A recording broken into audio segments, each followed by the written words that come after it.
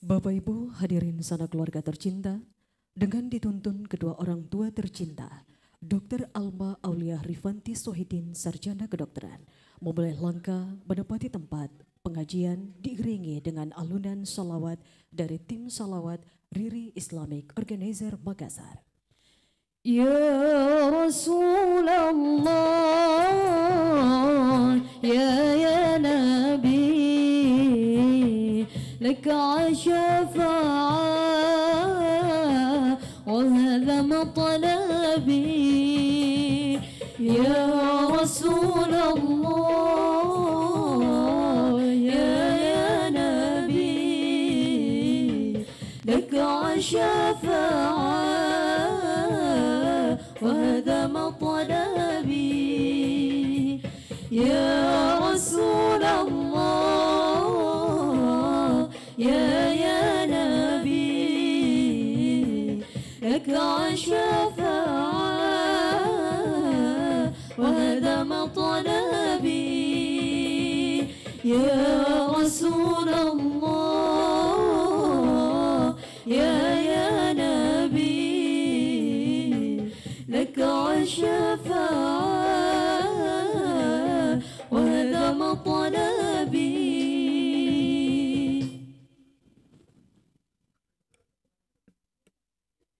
Mohon perkenan ayahanda dan ibunda untuk mendampingi sang putri tercinta.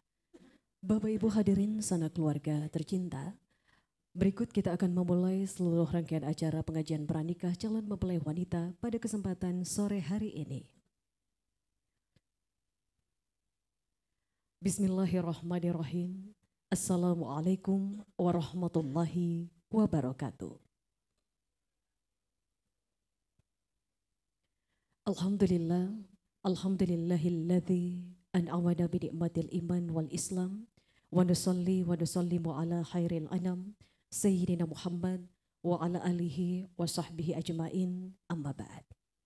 Bapak Ibu hadirin sanak keluarga tercinta, puji syukur kita panjatkan kehadirat Allah Subhanahu wa taala, Sang Rabbul Alam, Zat Maha Pengasih lagi Maha Penyayang, untuk segala limpahan rahmat, taufik dan hidayahnya, juga limpahan nikmat kesehatan dan kesempatan menghadirkan segenap rumpun keluarga hadir pada kesempatan sore nan barokah untuk bersama-sama menyaksikan rangkaian prosesi pengajian pranikah calon mempelai wanita Dr. Alma Aulia Rifanti Sohidin Sarjana Kedokteran yang merupakan putri sulung dari pasangan Bapak Sohidin Salam SSI MM Apoteker dan Ibu Dr. Haja Nur Aina Nurdin SPPD.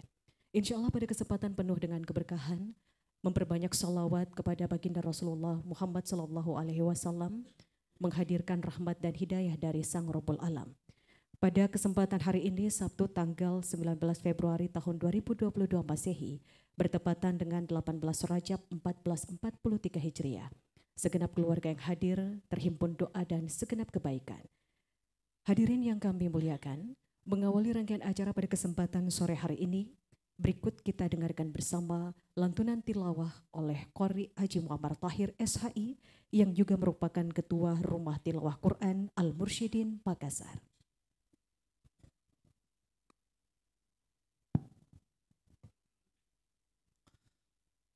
Assalamualaikum warahmatullahi wabarakatuh.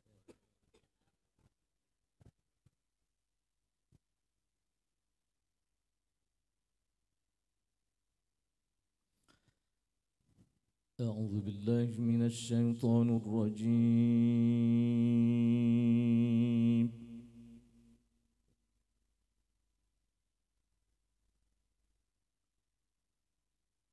بسم الله الرحمن الرحيم.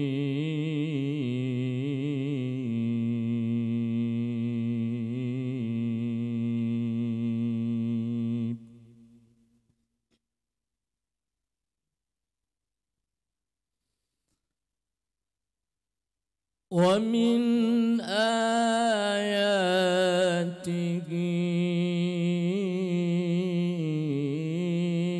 أن خلقكم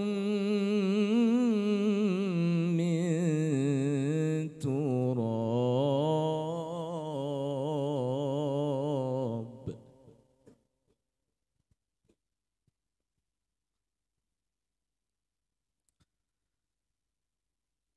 ثم إذا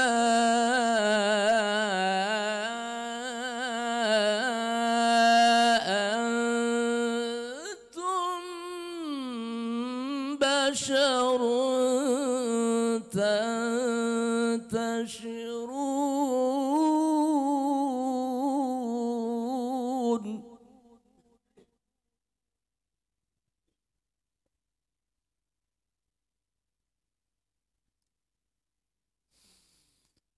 ومن آياته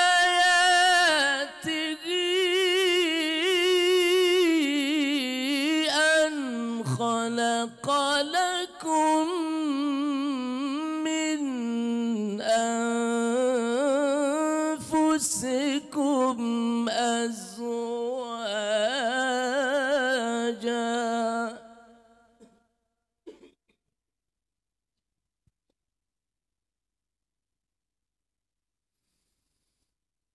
ومن آياته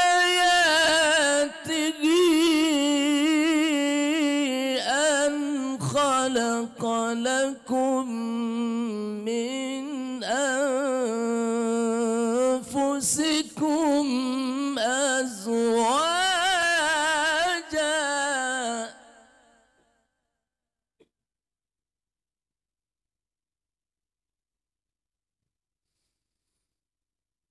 لتسكنوا إليها وجعل بينكم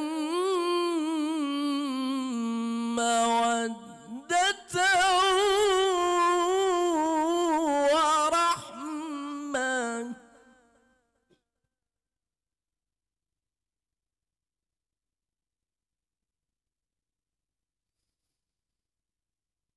ومن آياته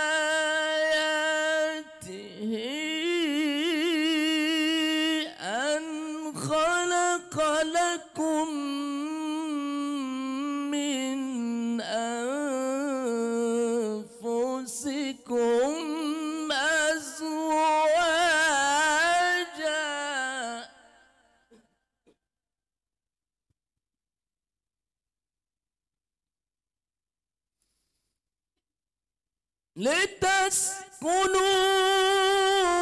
لتسكنوا إليها وجعل بينكم مودة ورحمة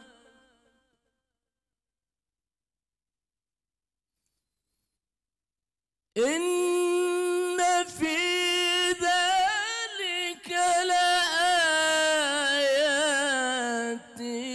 لقوم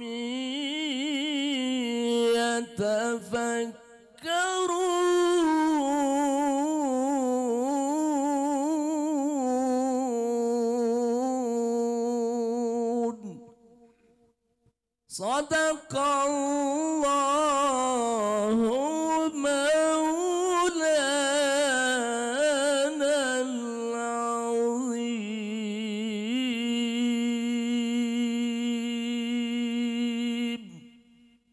Wassalamualaikum warahmatullahi wabarakatuh. Bapak Ibu hadirin, sanak keluarga tercinta, demikian telah kita dengarkan bersama lantun dan tilawah Quran oleh Qari Haji Muammar Tahir SHI. Insya Allah baik yang membaca maupun kita yang mendengarkan bernilai pahala di sisi Allah Subhanahu wa Ta'ala. Dan terkhusus kepada calon mempelai wanita, semoga Allah senantiasa menghadirkan kekuatan pada setiap ruas-ruas jiwanya.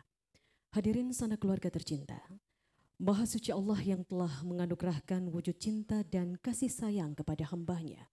Maha Suci Allah yang telah menciptakan bulan dan bintang untuk menghangatkan malam, menciptakan mentari dan awan untuk memperindah alam. Dan sesungguhnya memandang mentari dan rembulan, laksana tanda-tanda kebesaran Allah termaktub di dalamnya. Seperti layaknya wujud kasih sayang ayahanda dan ibunda tercinta kepada calon mempelai wanita, sebuah wujud cinta yang senantiasa ikhlas dan sabar untuk membesarkan sang putri. Selanjutnya kita akan ikuti bersama rangkaian prosesi permohonan izin dan permohonan restu dari calon mempelai wanita Dr. Alma Aulia Rifanti Suhidin Sarjana Kedokteran kepada ibunda dan ayahanda tercinta.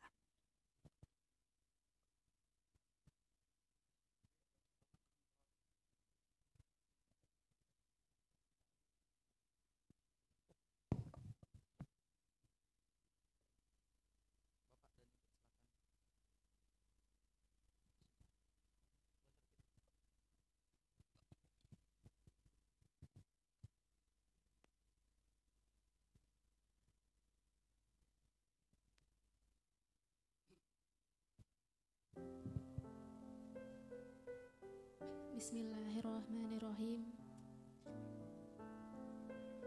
Asyhadu an la ilaha illallah wa asyhadu anna Muhammadar Rasulullah.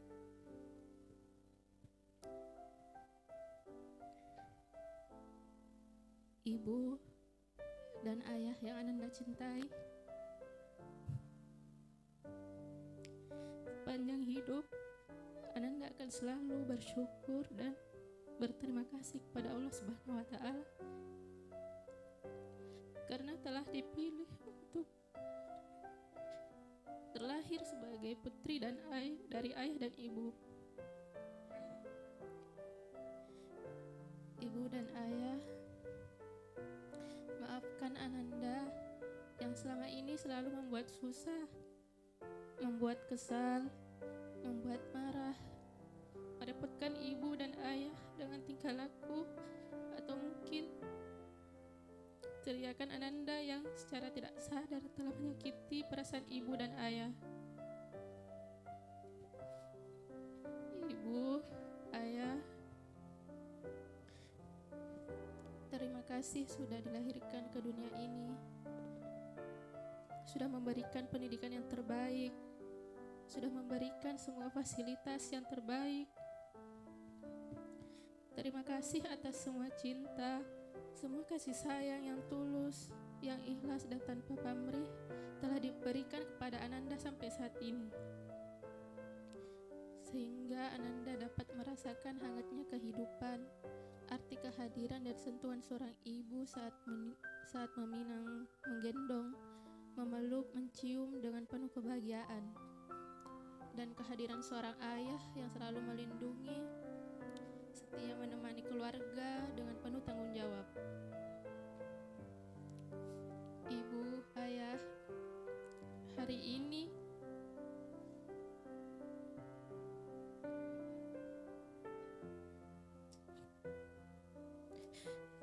Ananda memohon izin, memohon doa restu untuk menikah dan membina rumah tangga dengan jodoh Ananda, untuk menemani perjalanan panjang hidup Ananda kelak.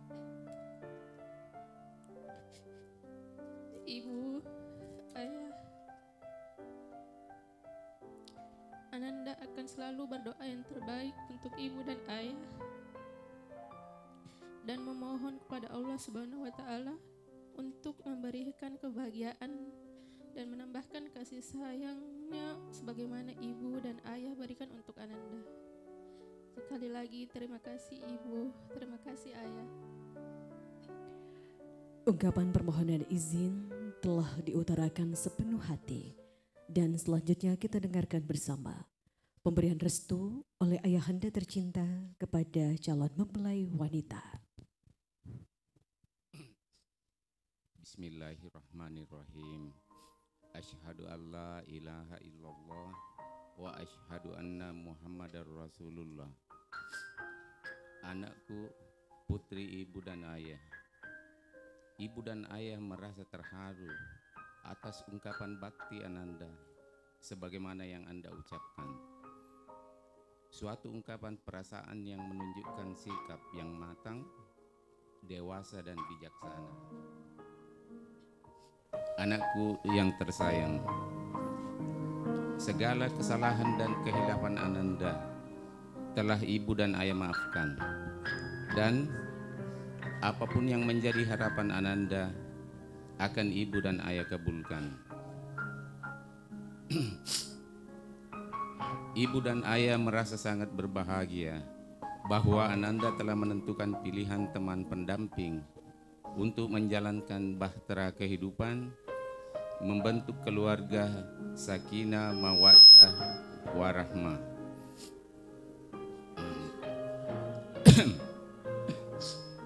Sesungguhnya bagi ibu dan ayah, rasa bahagia ini sudah terpancar sejak Ananda masih dalam kandungan. Tiada harapan dan keinginan lain ibu dan ayah kecuali kebahagiaan Ananda. Doa restu ibu dan ayah selalu mengiringi langkah Ananda berdua.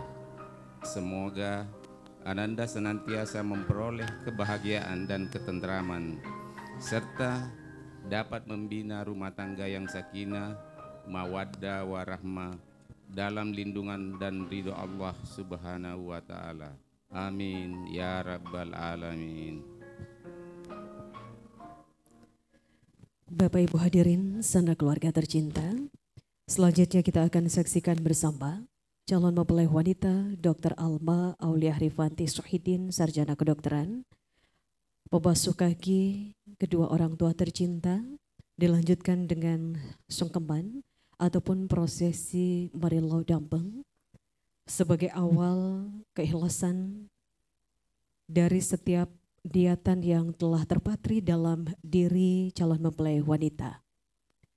Untuk setiap kebaikan yang telah hadir, insya Allah dengan segenap restu dan keriduan ayahanda dan ibunda tercinta akan mengantarkan sang putri Dr. Alma Aulia Rifanti Suhidin untuk memasuki kehidupan yang berbahagia.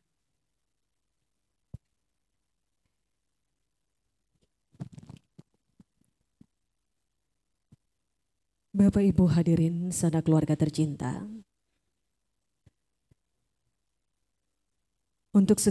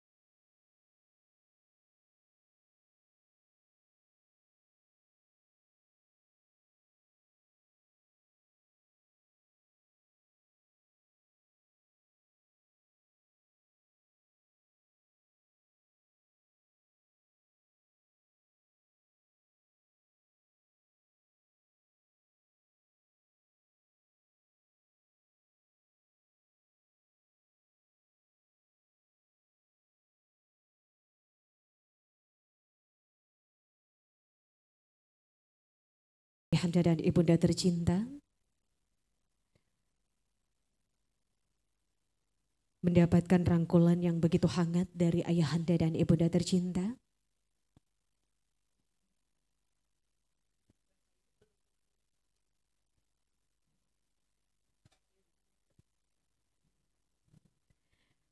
Ini merupakan momen dan haru penuh dengan kebahagiaan. Ayahanda dan ibunda mengantarkan setiap langkah sang putri untuk memasuki jejak kehidupan berumah tangga yang penuh dengan doa, restu, dan keridoan dari segenap keluarga. Bapak Ibu hadirin sanak keluarga tercinta, kita saksikan bersama ayahanda dan ibunda memberikan kecupan penuh kasih dan cinta kepada sang putri tersayang, Dr. Alma Aulia Rifanti Suhidin, Sarjana Kedokteran.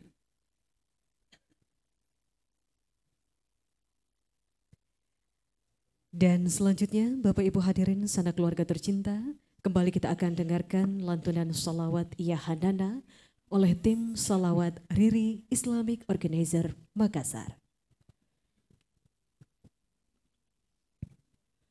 ظهر دين المؤيد بظهور النبي أحمد ظهر دين المؤيد بظهور النبي أحمد يا حنانا نبي محمد ذلك الفضل من الله الله يا هنانا يا هنانا يا هنانا يا هنانا يا هنانا يا هنانا يا هنانا يا هنانا ظهر دين المؤيد بظهور النبي أحمد ظهر دين المؤيد بظهور النبي أحمد يا هنانا نبي محمد ذلك الفضل من الله الله يا هنانا يا هنانا يا هنانا يا هنانا يا هنانا يا هنانا خص بالسبع مثاني وهو لطف المعاني بناه في الخلق ثاني وعليه أنزل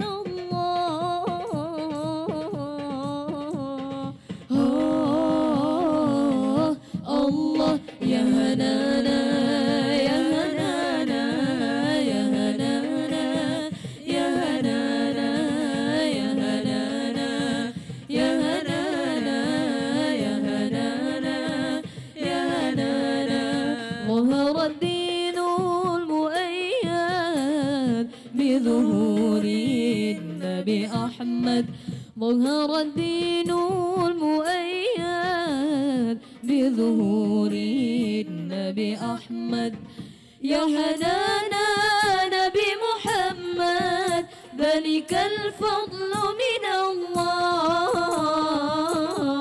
الله الله يا هنانا يا هنانا يا هنانا يا هنانا يا هنانا يا هنانا يا هنانا يا هنانا صلوا على خير الأنام المصطفى بدر التمام صلوا عليه وسلموا اشفع لنا يوم الزحام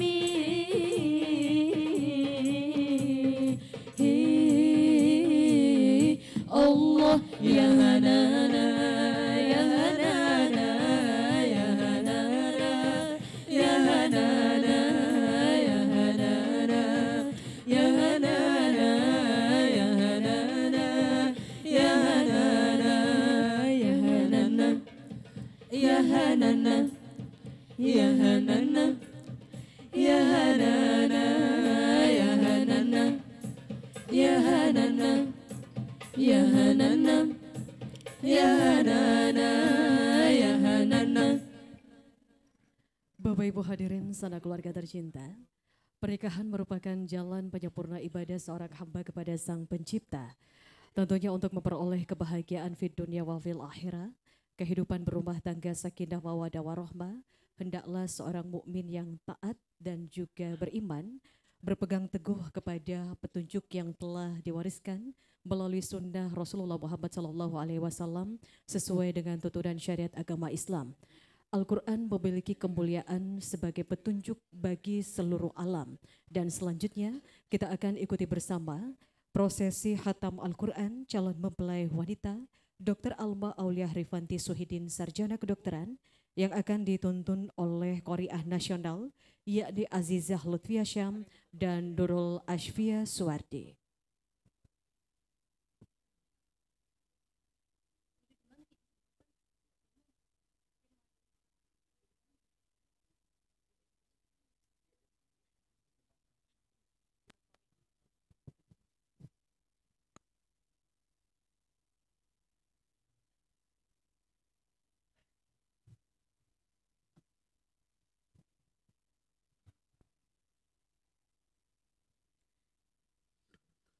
Assalamualaikum warahmatullahi wabarakatuh.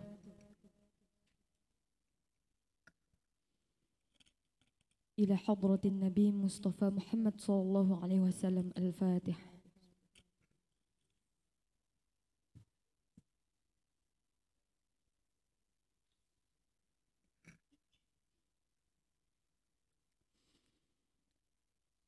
أعوذ بالله من الشيطان الرجيم.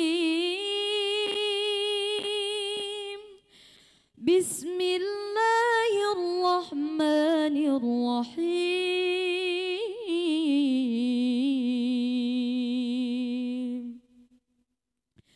والضحى والليل إذا سجى ما ودعك ربك وما قلى وللآخرة خير لك من الأولى ولسوف يعطيك ربك فترضى ألم يجدك يتيما فآوى ووجدك ضالا فهدى ووجدك عائلا فأغنى فأما اليتيم فلا تقهر وأما السائل فلا تنهر وأما بنعمة ربك فحدث. لا إله إلا الله والله أكبر ولله الحمد. بسم الله الرحمن الرحيم. ألم نشرح لك صدرك ووضعنا عنك وزرك الذي أنقض ظهرك ورفعنا لك ذكرك فإن مع العسر يسرا إن مع العسر يسرا فإذا فرغت فانصب وإلى ربك فارغب. لا إله إلا الله والله أكبر ولله الحمد. بسم الله الرحمن الرحيم. والتين والزيتون وطور سينين وهذا البلد الأمين لقد خلقنا الإنسان في أحسن تقويم ثم رددناه أسفل سافلين إلا الذين آمنوا وعملوا الصالحات فلهم أجر غير ممنون فما يكذبك بعد بالدين أليس الله بأحكم الحاكمين لا إله إلا الله والله أكبر ولله الحمد بسم الله الرحمن الرحيم اقرأ باسم ربك الذي خلق خلق الإنسان من علق اقرأ وربك الأكرم الذي علم بالقلم علم الإنسان ما لم يعلم كلا إن الإنسان ليطغى أن رآه استغنى إن إلى ربك الرجعى أرأيت الذي ينهى عبدا إذا صلى أرأيت إن كان على الهدى أو أمر بالتقوى أرأيت إن كذب وتولى ألم يعلم بأن الله يرى كلا لئن لم ينته لنسفعا بالناصية ناصية كاذبة خاطئة فليدع ناديه سندع الزبانية كلا لا تطعه واسجد واقترب لا إله إلا الله والله أكبر ولله الحمد بسم الله الرحمن الرحيم إنا أنزلناه في ليلة القدر وما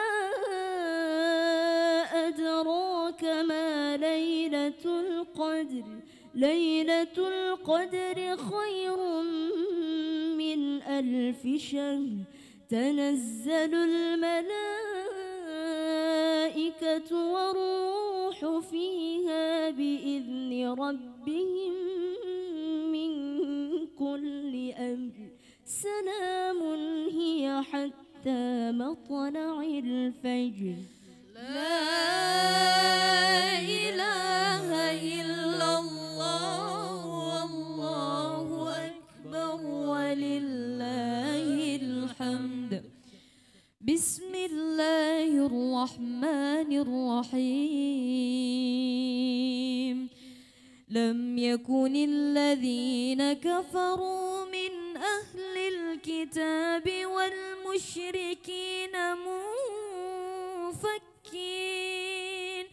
والمشركين منفكين حتى تأتيهم البينة رسول من الله يتلو صحفا مطهرة فيها كتب قيمة وما تفرق الذين أوتوا الكتاب إلا من بعد ما جاءتهم البينة وما أمروا إلا ليعبدوا الله مخلصين له الدين حنفاء ويقيموا الصلاة ويؤتوا الزكاة وذلك دين القيمة إن الذين كفروا من أهل الكتاب والمشركين في نار جهنم خالدين فيها أولئك هم شر البرية إن الذين آمنوا وعملوا الصالحات أولئك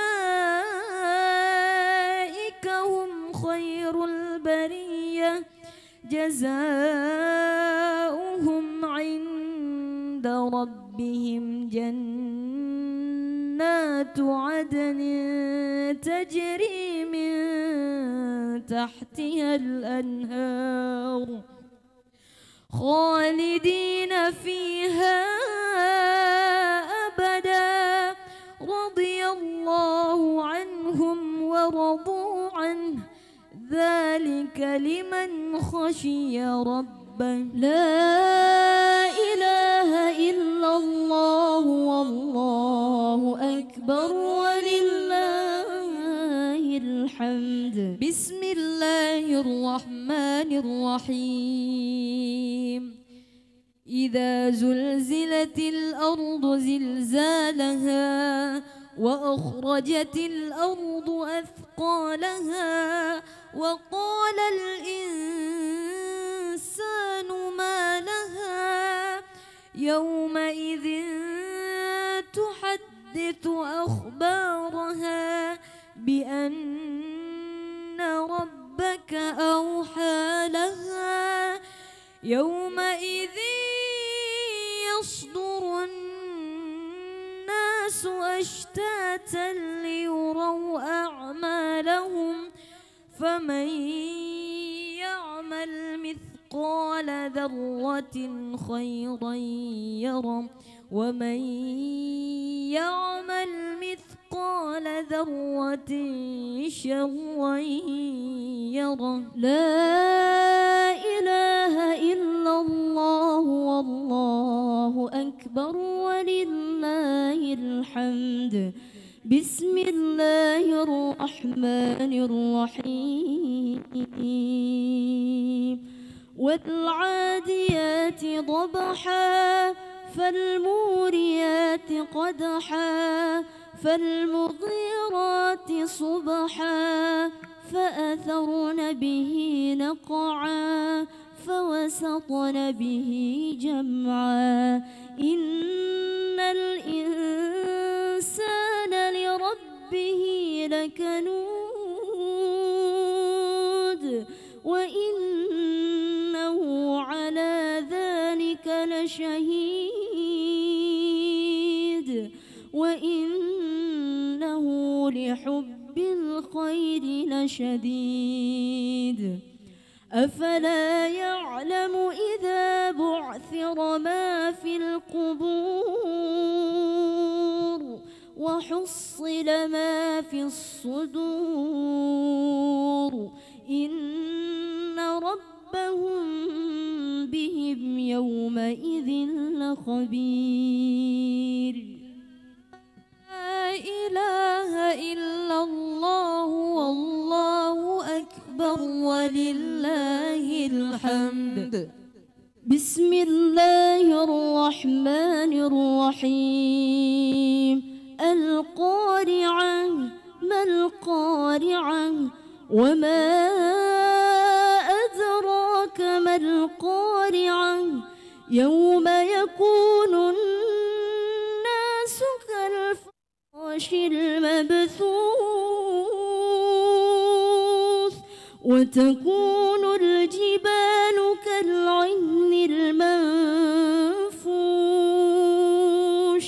فأما من ثقلت موازينه فهو في عيشة راضية وأما من خفت موازينه فأمه هاوية وما أدراك ما هي نار حامية لا إله إلا الله والله أكبر ولله الحمد.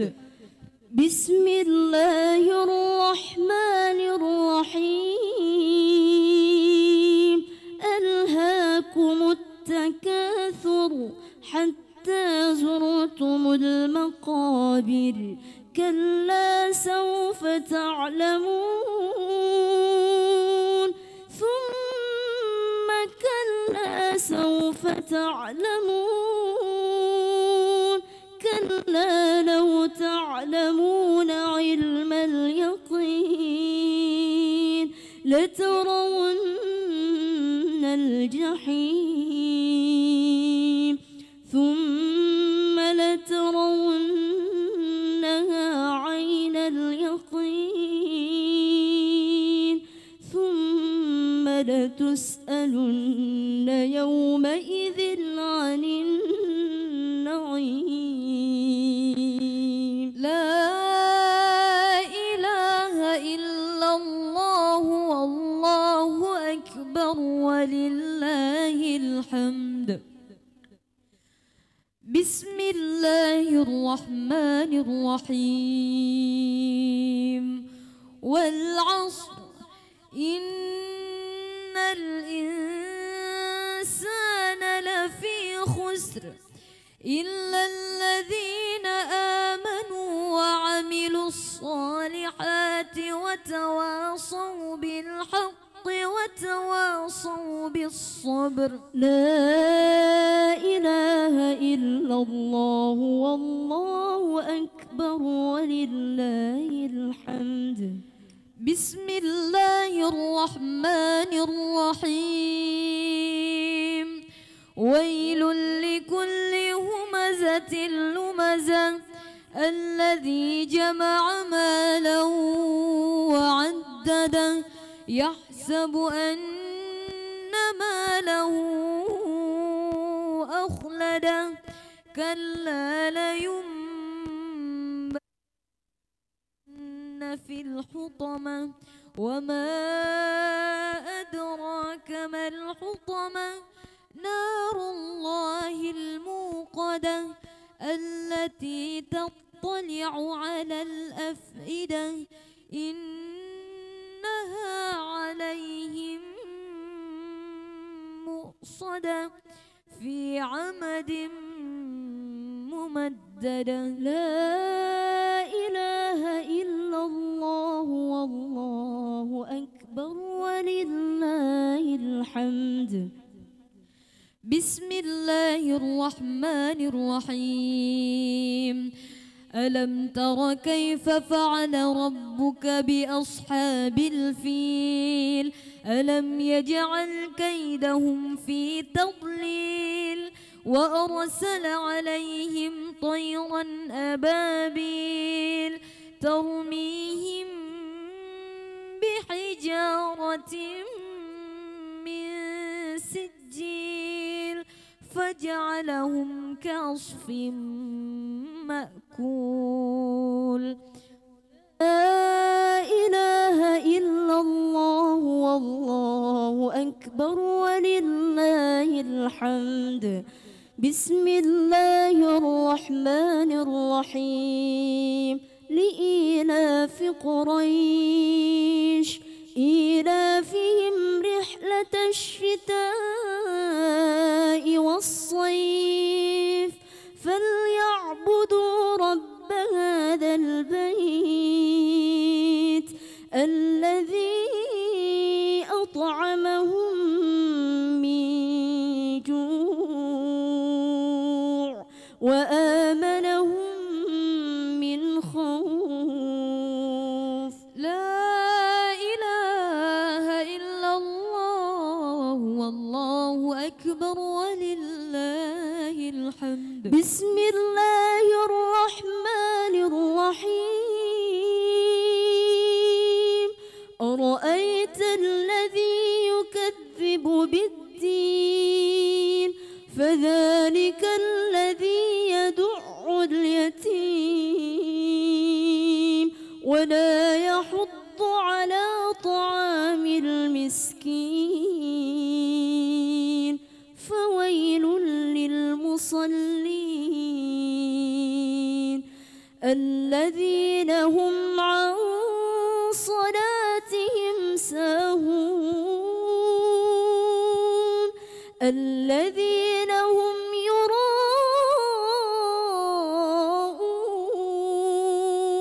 ويمنعون الماعون. لا إله إلا الله والله أكبر ولله الحمد. بسم الله الرحمن الرحيم. إنا أعطيناك الكوثر فصل لربك وانحر إن شانئك هو الأبتر. لا إله إلا الله والله أكبر ولله الحمد. بسم الله الرحمن الرحيم. قل يا أيها الكافرون لا أعبد ما تعبدون ولا أنتم عابدون ما أعبد ولا أنا عابد ما عبدتم ولا أنتم عابدون ما أعبد لكم دينكم ولي دين. لا إله إلا الله والله أكبر ولله الحمد. بسم الله الرحمن الرحيم. إذا جاء نصر الله والفتح ورأيت الناس يدخلون في دين الله أفواجا فسبح بحمد ربك واستغفر إنه كان توابا. لا إله إلا الله والله أكبر ولله الحمد. بسم الله الرحمن الرحيم. تبت يدا أبي لهب وتب ما أغنى عنه ماله وما كسب سيصلى نارا ذات لهب وامرأته حمالة الحطب في جيدها حبل من مسد. لا إله إلا الله والله أكبر ولله الحمد. بسم الله الرحمن الرحيم. قل هو الله أحد الله الصمد لم يلد ولم يولد ولم يكن له كفوا أحد. بسم الله الرحمن الرحيم. قل هو الله أحد الله الصمد لم يلد ولم يولد ولم يكن له كفوا أحد. بسم الله الرحمن الرحيم. قل هو الله الصمد لم يلد ولم يولد ولم يكن له كفوا أحد. لا إله إلا الله والله أكبر ولله الحمد. بسم الله الرحمن الرحيم. قل أعوذ برب الفلق من شر ما خلق ومن شر غاسق إذا وقب ومن شر النفاثات في العقد ومن شر حاسد إذا حسد. لا إله إلا الله والله أكبر ولله الحمد. بسم الله الرحمن الرحيم. قل أعوذ برب الناس ملك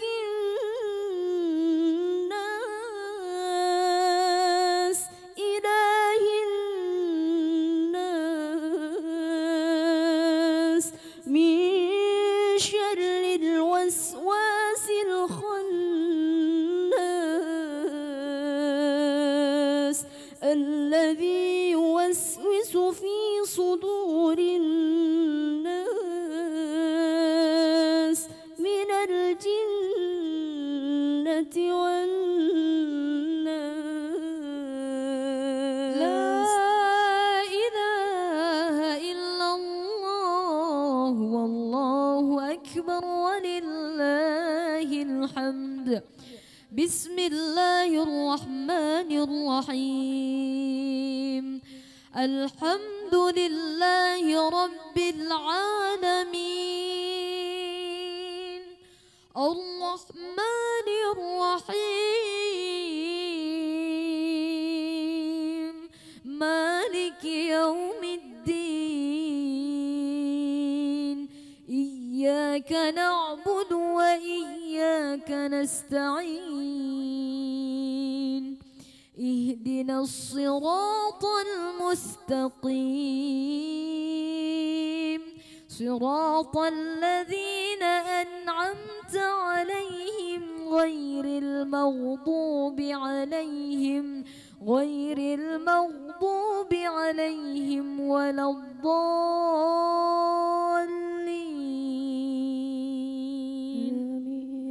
بسم الله الرحمن الرحيم.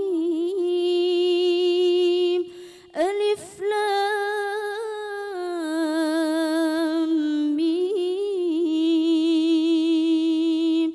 ذلك الكتاب لا ريب فيه هدى للمتقين الذين يؤمنون بالغيب ويقيمون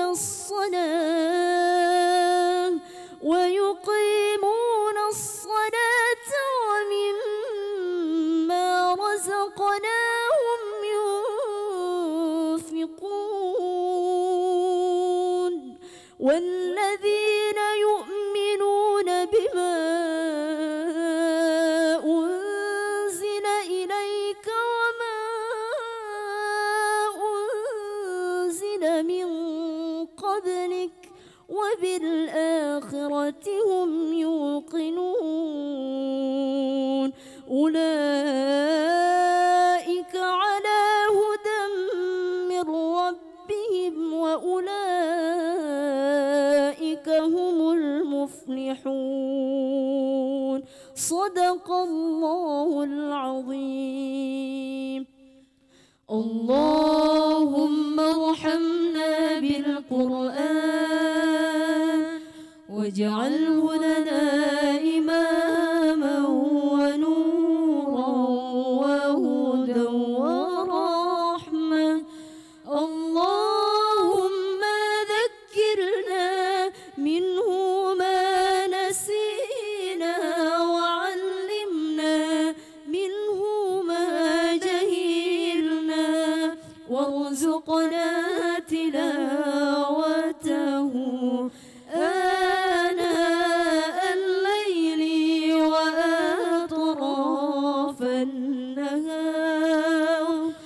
واجعله لنا حجتين يا رب العالمين. السلام عليكم ورحمة الله وبركاته.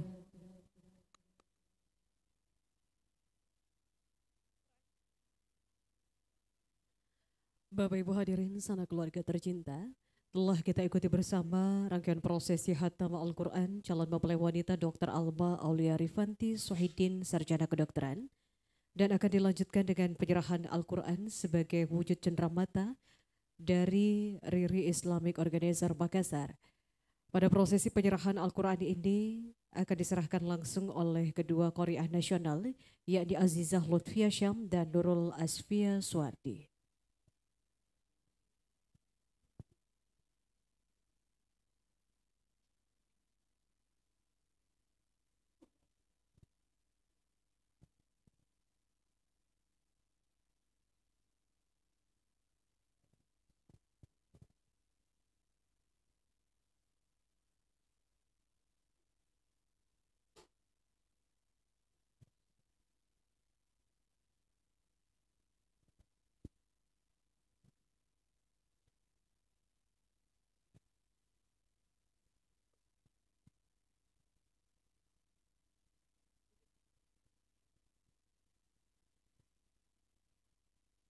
Baik Bapak Ibu hadirin sanak keluarga tercinta, selanjutnya kami mengajak segenap hadirin dan keluarga untuk mendengarkan ceramah pradika sekaligus doa yang akan disampaikan oleh Al-Ustadz Muhammad Ridwan SAGMA yang juga merupakan paman dari calon mempelai wanita. Disilakan.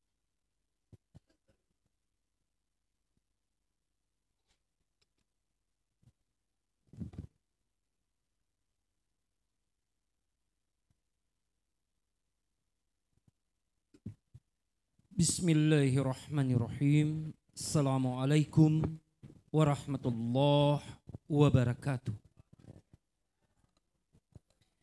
Alhamdulillah wa syukrillah wa la hawla wa la quwata illa billah wa hasbunallahu wa ni'mal wakil ni'mal maula wa ni'man nasir.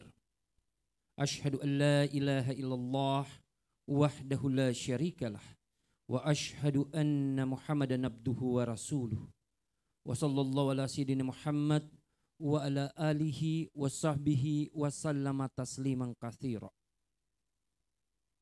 Puji dan syukur kehadirat Allah Subhanahu wa taala atas limpahan rahmat dan karunia-Nya di sore yang cerah dan penuh berkah ini.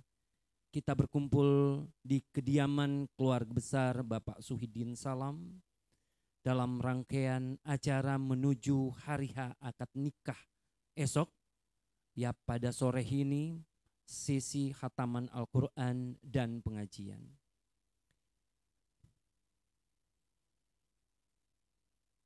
Salam dan salawat moga tercurah kepada Nabi besar Muhammad Sallallahu Alaihi Wasallam yang diutus Allah ke bumi sebagai rahmat bagi alam semesta.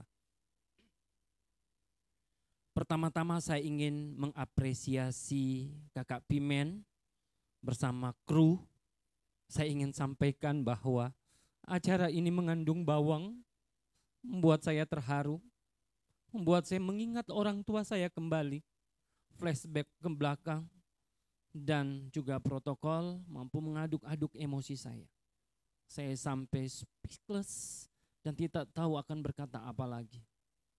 Yang ingin saya sampaikan, kita tetaplah anak sampai kapanpun. Kita akan selalu mengingat orang tua kita, bagaimanapun kita saat ini, sedewasa apapun kita saat ini, di momen-momen indah ini, yang kita ingat hanya orang tua kita. Jamaah pengajian yang dirahmati Allah, sebagaimana yang telah dilantunkan oleh Qori tadi, bahwa di antara tanda-tanda kekuasaan Allah, Allah menciptakan pasangan dari kalanganmu sendiri agar engkau merasa tentram, tenang bersamanya. dan ditumbuhkan di antaramu cinta dan kasih sayang. Alma Aulia Rifanti, anakku yang sangat cantik di hari ini dengan balutan busana berwarna putih. Mbak putri dari negeri dongeng, putri yang berhijab tentunya, yang saya sampai terhipnotis melihat di luar kecantikannya, mengalahkan malakbiknya Ratu Elizabeth II. Bahwa tujuan pernikahan yang Alma akan pilih ini adalah hari terakhir Alma melepaskan masa lajangnya, karena besok Alma tidak lagi berstatus sebagai nona, tapi akan menjadi nyonya.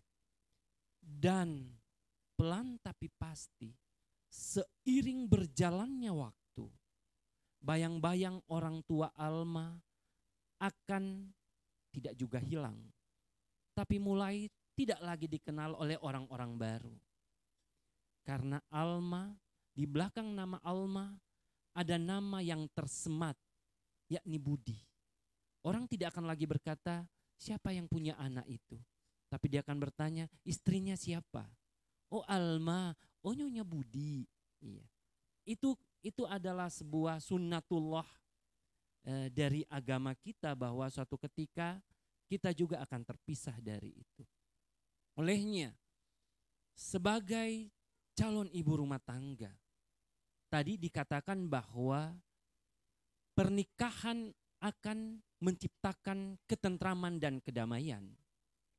Dan untuk bisa seperti itu, dibutuhkan jiwa bidadari. Jadi Alma wajahnya bidadari, dan untuk menciptakan keluarga sakinah mawaddah warahmah juga dibutuhkan hati seputih setulus bidadari. Oleh karena itu, maka insya Allah baiti jannati akan Alma raih, rumahku surgaku. Kenapa kemudian orang lebih suka kumpul di luaran, di kafe penuh ramai? Itu karena dia tidak menemukan surga di rumahnya. Ini yang Alma harus pecahkan. Bagaimana nanti Budi, calon suami Alma, mampu memalingkan dunianya untuk hanya fokus kepada Alma. Dan untuk itu dibutuhkan kebesaran jiwa dari Alma. Jamaah yang dirahmati Allah dan anakku yang cantik di hari ini, Alma Aulia Rifanti. Selain itu juga ada mawaddah warahmah, cinta dan kasih sayang. Cinta adalah ketertarikan seksual salah satunya. Maka sebagai perempuan terpelajar, tentu Alma juga tahu bagaimana memaknai itu. Bagaimana menyenangkan Budi, itu orang-orang dulu bilang di dapur, di sumur, dan di kasur. Ini menjadi PR bagi Alma untuk belajar bagaimana Budi selalu merasa nyaman di sisi Alma. Jamaah yang dirahmati Allah, momen ini juga tentunya menjadi momen penyatu keluarga kita. Saya yang jauh dari Polewali Mandar, adik saya yang dari Kalimantan, kakak saya juga yang dari Kalimantan, dan keluarga dari kedua belah pihak juga yang jauh dari Sidrap, dari Pare, berkumpul di sini untuk merayakan momen ini. Jadi ini tentu sesuatu yang istimewa. Olehnya Allah berpesan seperti ini. Wa'tasimu bihablillahi jami'a wa la tafarraqu. Dan hendaklah engkau berpegang teguh kepada tali agama Allah dan janganlah berpisah, janganlah bercerai-berai.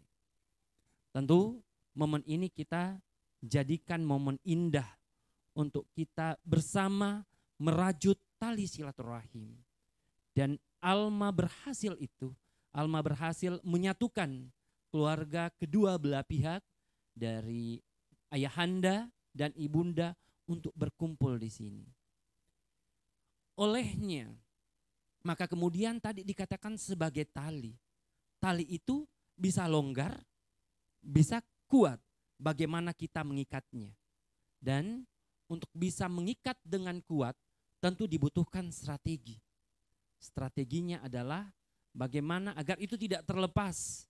Tentunya dalam kehidupan seperti saat ini, maka kita tetap harus menyadari hakikat kita hidup di dunia.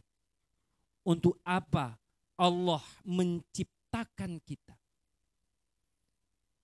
Yakni satu, wa ma khalaqtul jinna wal insa illa liya'buduni.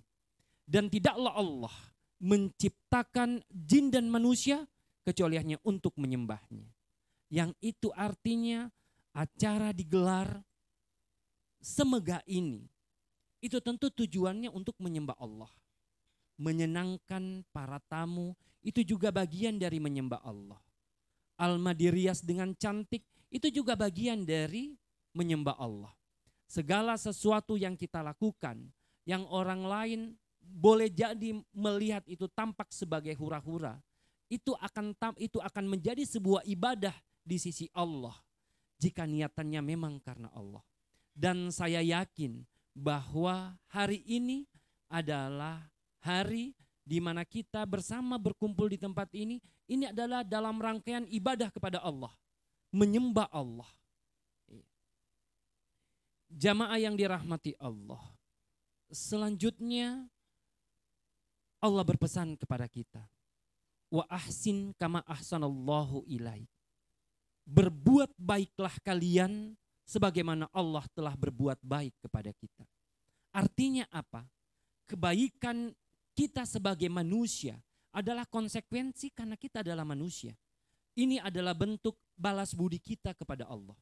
Sehingga ketika ada orang yang tidak membalas kebaikan kita, kita tidak kecewa. Karena orientasi kebaikan kita semata-mata hanya untuk Allah. Karena kita diciptakan untuk berbuat baik. Ketika kita tidak melakukan kebajikan, di saat itu kita bukan hamba Allah. Kita dianggap sebagai orang yang tidak tahu membalas budi. Ini belum apa-apa budi sudah disebut-sebut ya. Mungkin dia di sana lagi terbatuk-batuk. Bilang, kenapa saya batuk? Oh, ternyata saya ingin dibalas. Dan siapa yang akan membalas? Ya tentu Alma Aulia Rifanti. Saya tidak terlalu berlama-lama. Saya pikir ini adalah part 1. Nanti part 2 besok saya masih diamanai untuk itu.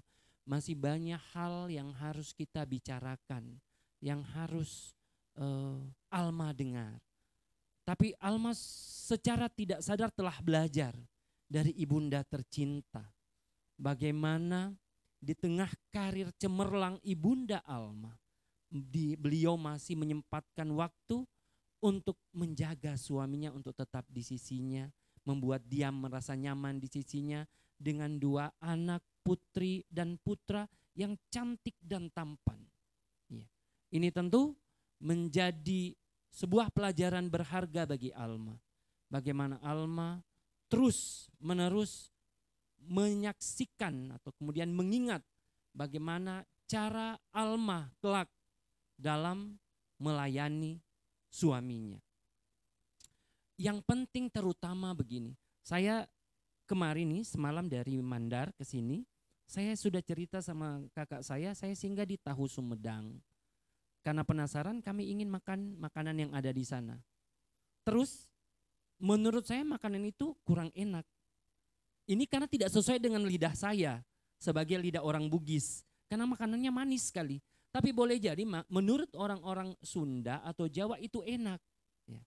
Apa maknanya? Gini Alma. Alma harus belajar kepada mertua Alma.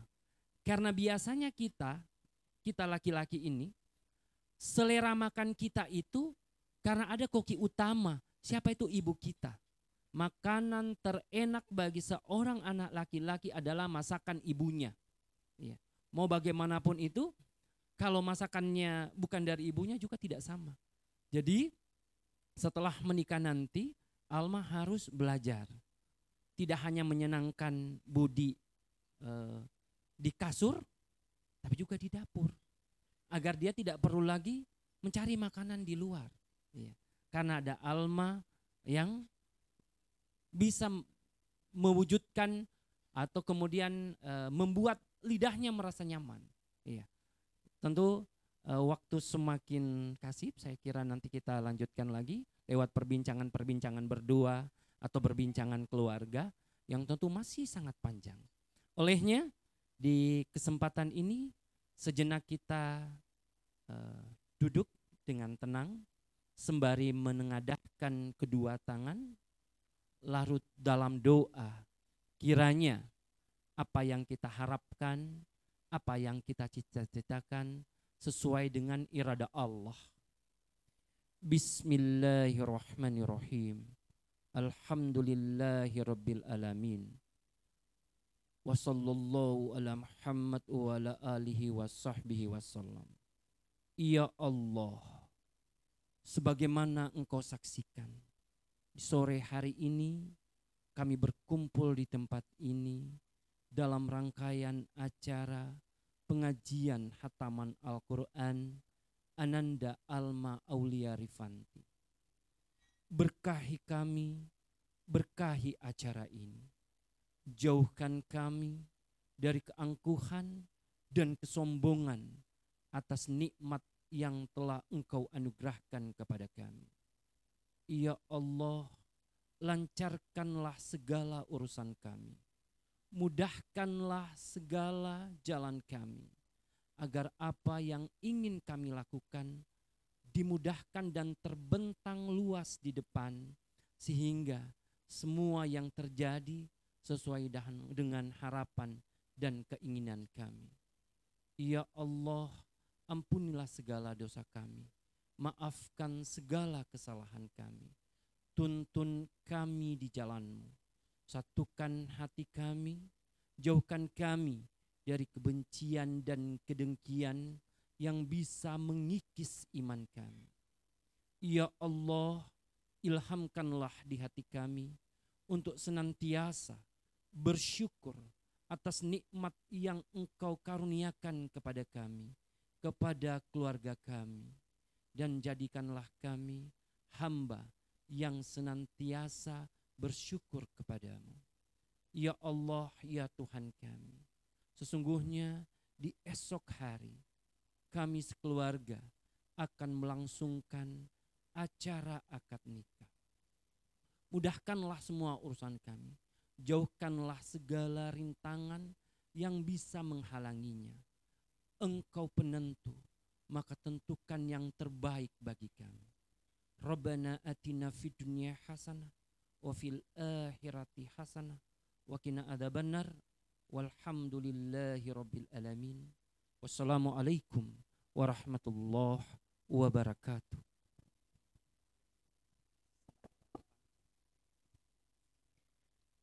Bapak Ibu hadirin, sanak keluarga tercinta, ceramah pranikah dan doa yang telah disampaikan oleh Al-Ustadz Muhammad Ridwan SAGMA sekaligus mengakhiri seluruh rangkaian acara pengajian pranikah calon mempelai wanita Dr. Alma Aulia Rifanti Sohidin Sarjana Kedokteran dan mewakili keluarga besar dari Bapak Sohidin Salam SSI MM Apoteker dan juga Ibu Dr. Haja Nur Ainah Nurdin SPPD, juga mewakili Princess Project Wedding Organizer dan Riri Islamic Organizer.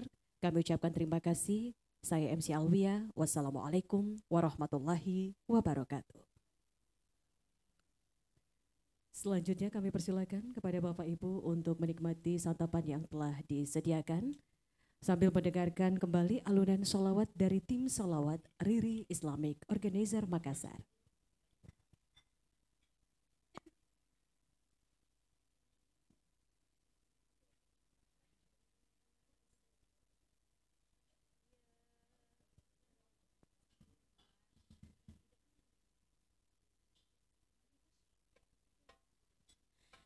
يا سيدي يا رسول الله يا من له الجاه عند الله إن المصيبين قد جاءوا لذنبي يستغفرون الله سيدنا النبي سيدنا النبي سيدنا النبي يا الله يا الله سيدنا النبي سيدنا النبي سيدنا النبي سيدنا النبي سيدنا النبي سيدنا النبي سيدي محمد آمين خطبي حبيب النبي سيدي محمد آمين خطبي حبيب النبي بشرى لنا لله المنى زال العنا وفالهنا والدهر أنجز وعده والبشر أضحى لنا صلاة الله وسلام على من أوحي القرآن صلاة الله وسلام على من أوحي القرآن وأهل بيته الكرام وصحبه ذوي القرآن وأهل بيته الكرام وصحبه ذوي القرآن يا إمام الرسل يا سندي الله الله أنت باب الله معتمدي فبدنياي وآخرتي الله الله يا رسول الله خذ بيدي دعوني أناجي حبيبي ولا تعذلوني فعدلي حرام ولا تعذلوني فعدلي حرام أحمد يا حبيبي أحمد يا حبيبي أحمد يا حبيبي يا حبيبي سلام عليك سلام عليك السلام عليك زين الأنبياء السلام عليك أتقى الأتقياء السلام عليك زين الأنبياء السلام عليك أتقى الأتقياء قلبي الملقي وكلما صلى عليك وسلم ذاق السعادة مكرما يا سيدي يا محمد صلوا عليه شفيع الأمة في ذكر الرسول تشهد الإمة يا ربي بجاه النبي هذه الأمة يا ربي بجاه النبي هذه الأمة قمرون قمرون قمر سيدنا النبي قمر وجميل وجميل وجميل وجميل وجميل وجميل وجميل سيدنا النبي وجميل على بالي ولا انت داري باللي غرالي في الليالي سنين طويلة شبتها لي عن شكاري في كل كلمة قلتها لي على بالي ولا انت داري باللي غرالي خل ليالي سنين طويلة شبتها لي وانشي غريب بكل كلمة والتهالي في اللياليك عمال بناديك مشتاق عليك وحشني لقاك بالي مشغول بهواك على طول والليل طول وانا مش وياك في اللياليك عمال بناديك مشتاق عليك وحشني لقاك بالي مشغول بهواك على طول والليل طول وانا مش وياك يا حياة الروح قلبي مدى النوم ولا يوم ولا حوته راح تنسى أو تواني أو تلقاني كل جراح ينسى الحر ليالي وانت على بالي يا حياة الروح